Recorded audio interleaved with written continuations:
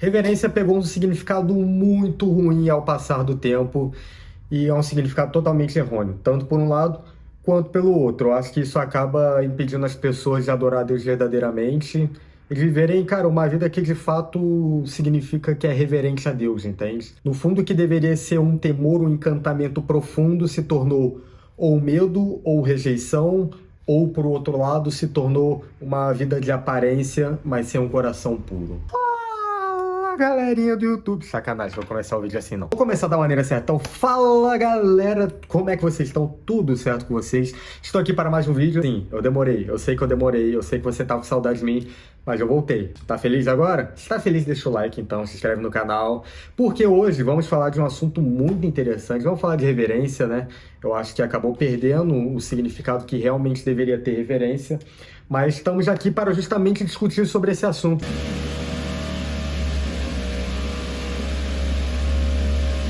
Essa não era a frase. Reverência é lifestyle. Por que que eu tô falando isso? Porque se você pegar na origem da palavra, pode significar tanto reverência ou verere. Reverência significa respeito, temor respeitoso ou consideração profunda. E verere é temor com admiração, encantamento com algo maior. Ou seja, quando você começa a olhar para o significado dessas duas palavras, você começa a entender que reverência é viver sabendo que existe algo maior que nos encanta e que queremos respeitar, né? Se você tenta mesclar ali um pouquinho dos dois significados da palavra. E é sobre isso que eu quero falar hoje, quero falar sobre reverência e principalmente os dois extremos que são errados que a reverência tomou, né? Infelizmente, a gente acabou dando um significado, acho que talvez o diabo ele tenha trabalhado para a reverência ter um significado errôneo, para que as pessoas pudessem se afastar do que é a verdadeira reverência a Deus. E quais que são os dois extremos? Imagina uma reta que vai de menos 10 a 10, ok? Menos 10 é um extremo ruim, assim como 10 é um extremo ruim. E o zero é o número perfeito, ele é o número do equilíbrio, ok?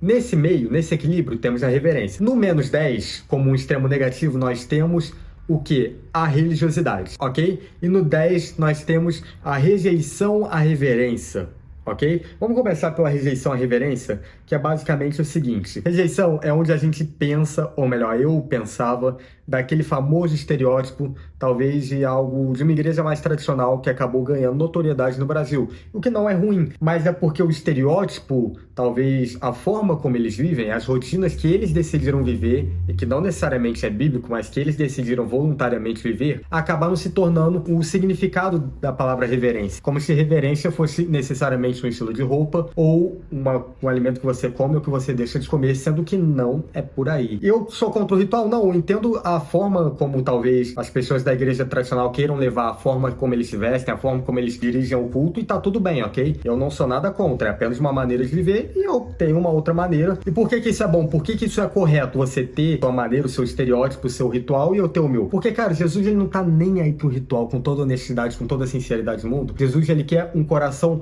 puro, Jesus ele quer uma obediência, Jesus ele quer intenção. Tanto que quando Paulo ele vai falar sobre ofertas, ele fala, ofertem com alegria no coração, porque Deus não quer uma oferta forçada, ele quer algo feito com alegria, com generosidade, com amor e fidelidade. Ou seja, se fosse apenas pelo ritual de ofertar, Paulo ia falar, irmãos, vamos apenas ofertar. Mas ele fala, galera, vamos ofertar com alegria no coração. Entende? Então não é sobre um ritual, mas é sobre a intenção, a obediência, é sobre o coração puro diante de Deus. Então eu particularmente conheço pessoas, e conhecia, de que entenderam esse estereótipo como uma vida diante de Deus sagrada, correta, e se afastaram da igreja. Mas isso não necessariamente é reverência. Não é porque eu estou gravando um vídeo de bermuda, não tô de chinelo, mas se eu tivesse chinelo, não quer dizer que eu seria menos santo do que eu tô sendo agora gravando o vídeo. E nem significa que eu gravar vídeo eu também sou santo. Vou chegar nesse outro ponto do outro extremo. Mas é sobre a intenção do coração, cara. Se eu tiver com a intenção aqui de gravar esse vídeo para poder levar uma palavra até vocês, Deus está feliz. Agora, mesmo que eu esteja gravando um vídeo, se a intenção estiver no lugar errado, se a motivação foi errônea, Deus não se agrada, mesmo fazendo o que é certo.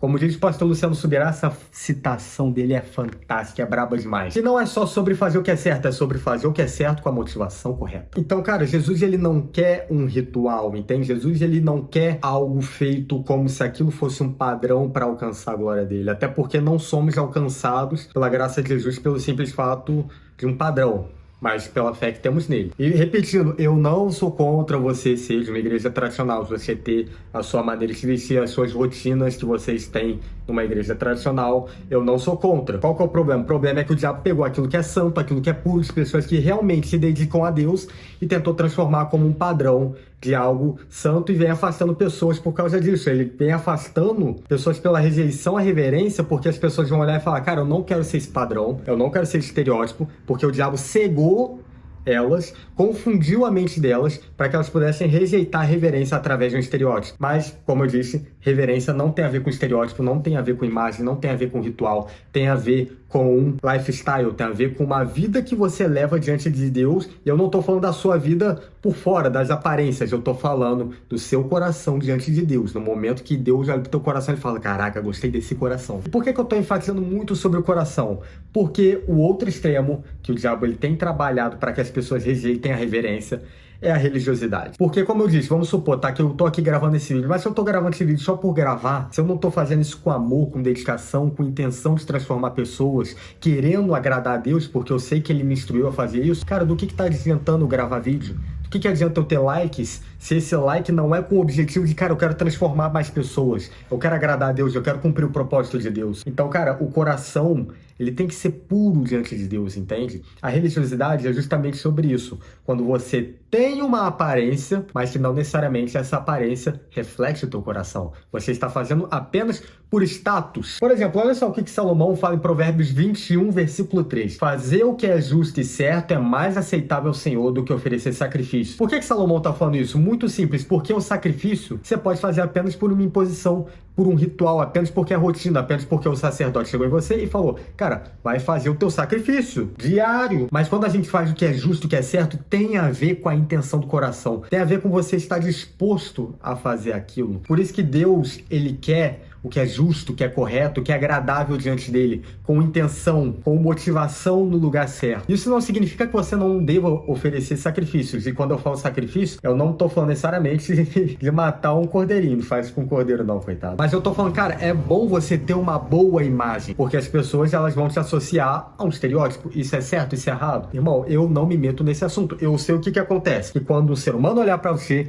ele vai olhar e falar, ou esse daqui é vagabundo, ou esse daqui é cristão. Ou esse daqui é um filho da mãe, ou esse é um filho de Deus. Mas se você tem uma imagem e não tem um coração, como diz meu pai, você é só um latão rolando morro abaixo. Você faz barulho, mas não tem nada dentro. Você tem que ter um coração, você tem que fazer o que é justo, o que é certo diante de Deus, e aí sim começar a construir a tua imagem. Por exemplo, vou dar um exemplo aqui da minha área, da internet. Se você chega na internet construindo uma imagem muito bacana, mas você não é de verdade, você não é santo, você não é um perfume agradável diante de Deus, cara, sua máscara vai cair rapidão. Assim como a dos fariseus caíram. Eles tinham essa falsa reverência. Olha só o que Jesus fala dos fariseus em Mateus, capítulo 23, dos versículos 5 ao 7. Tudo o que fazem é para serem vistos pelos homens. Eles fazem seus filactérios bem largos e as franjas de suas vestes bem longas. Gostam do lugar de honra nos banquetes, dos assentos mais importantes nas sinagogas, de serem saudados nas praças e de serem chamados de rabis. Rabis significa mestres. Veja bem que os fariseus, eles tinham cargos, eles tinham um nome, eles tinham autoridade, mas tinha uma coisa que eles não tinham, que era um coração puro diante de Deus. Eles não tinham a verdadeira reverência. Eles não temiam a Deus. Eles não estavam interessados em fazer o que é certo, eles estavam interessados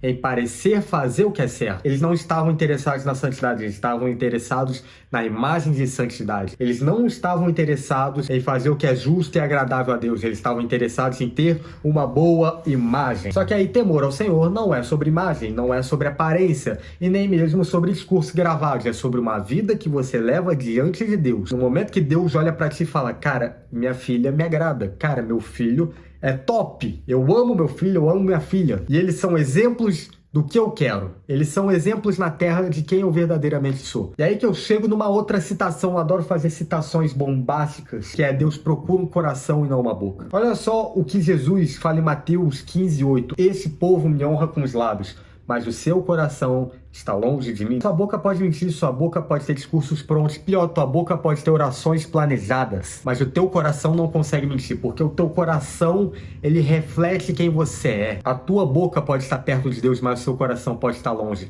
Agora, se o teu coração está perto, invariavelmente a tua boca está perto. Porque é impossível alguém que ama a Deus não falar de Deus. Por exemplo, eu ainda não namoro, mas quando eu namorar, eu vou fazer questão de contar para todo mundo que eu namoro. Por quê? Porque eu vou amar minha namorada e eu vou querer que todo mundo saiba do amor que eu sinto por ela. A mesma coisa com Deus, cara. Se você ama tanto a Deus, se o teu coração tá tão voltado para Deus, a tua boca invariavelmente vai falar de Deus, cara. Agora a tua boca pode até falar, mas o teu coração não. E é isso que a gente tem que tomar cuidado. A gente tem que buscar uma mudança no coração. A gente tem que buscar uma purificação no coração.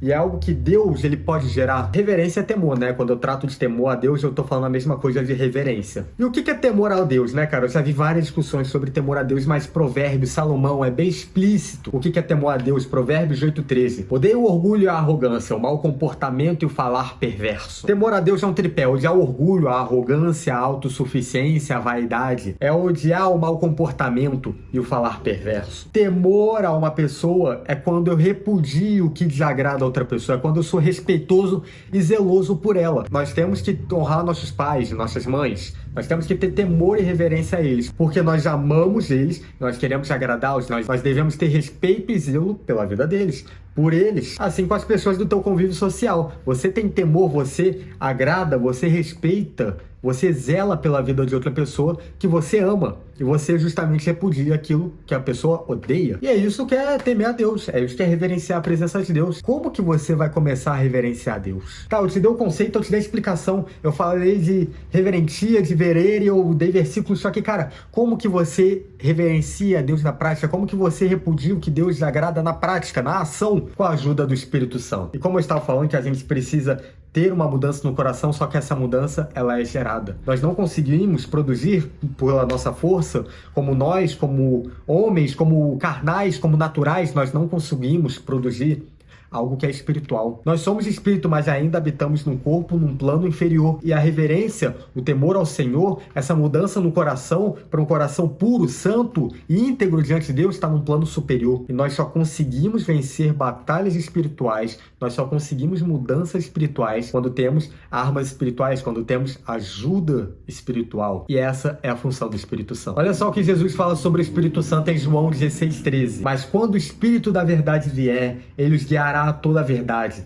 Não falará de si mesmo, falará apenas o que ouvir. Ele já anunciará o que está por vir. E olha só o que Paulo fala em 1 Coríntios 2:12. Nós, porém, não recebemos o Espírito do mundo, mas o Espírito procedente de Deus, para que entendamos as coisas que Deus nos tem dado gratuitamente. Cara, eu amo esse versículo de 1 Coríntios 2:12. Porque olha só, o que eu quero dizer com esses dois versículos? Que o Espírito Santo nos guia no verdadeiro temor do Senhor. O Espírito Santo, o Espírito da verdade, ele nos guia em toda a verdade, ele nos guia naquilo que Deus nos tem dado gratuitamente, que é a santidade, a integridade, a graça, a misericórdia, o amor. O Espírito Santo nos faz entender a mente de Deus. O Espírito Santo nos faz entender os projetos de Deus. E principalmente o Espírito Santo gera o temor em nós. Nós não podemos fabricar, nós não podemos produzir algo espiritual sendo naturais, num plano carnal, num plano natural. Nós precisamos do Espírito Santo. A reverência, a adoração, a verdadeira adoração é gerado pelo Espírito Santo. Os adoradores que adorarão o Pai em espírito e em verdade. O Espírito Santo preenche o nosso coração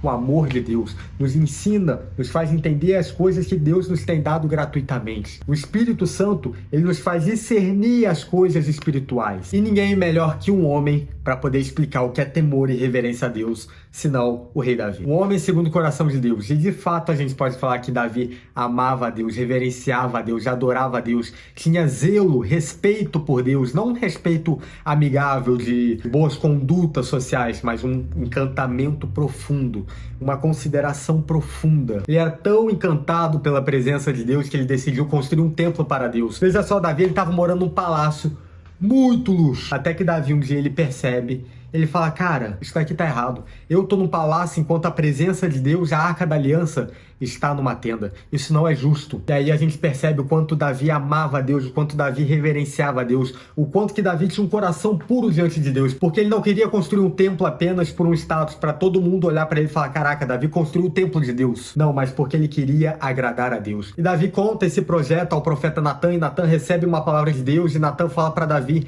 que ele não seria o cara que construiria, mas que o seu filho construiria. Deus promete a Davi que firmaria o trono dele como uma dinastia. E olha só o que Davi ora a Deus em 2 Samuel 7, do 18 ao 22. Então o rei Davi entrou no tabernáculo, assentou-se diante do Senhor e orou. Quem sou eu, ó soberano Senhor? E o que é a minha família para que me trouxesse a este ponto? Como se isso não bastasse para ti, ó soberano Senhor, também falasse sobre o futuro da família desse teu servo.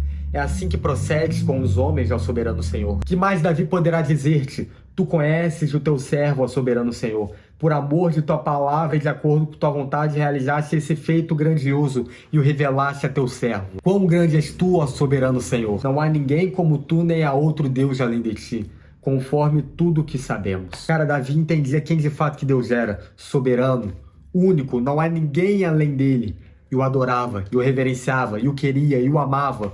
E fazia as coisas não por um status, e da maneira que Davi sentia-se livre para adorar, para fazer diante de Deus. Assim como Davi, ele começou a entrar em Jerusalém, Israel, dançando loucamente, porque a Arca da Aliança chegou. E Mical olhou e falou, rapaz, eu não conhecia meu marido mesmo não. E é isso, reverência não é medo, temor não é medo. Não é ritual, não é distância, não é imagem, não é estereótipo. Reverência é entender quem Deus é. Reverência é querer agradar a Deus. Reverência é querer adorar a Deus com coração puro. Nós precisamos abraçar essa reverência. Não uma reverência imposta, mas uma reverência que a gente decidiu abraçar por entender a grandeza de Deus. Amém, galera? Tamo junto. Fico feliz, ó.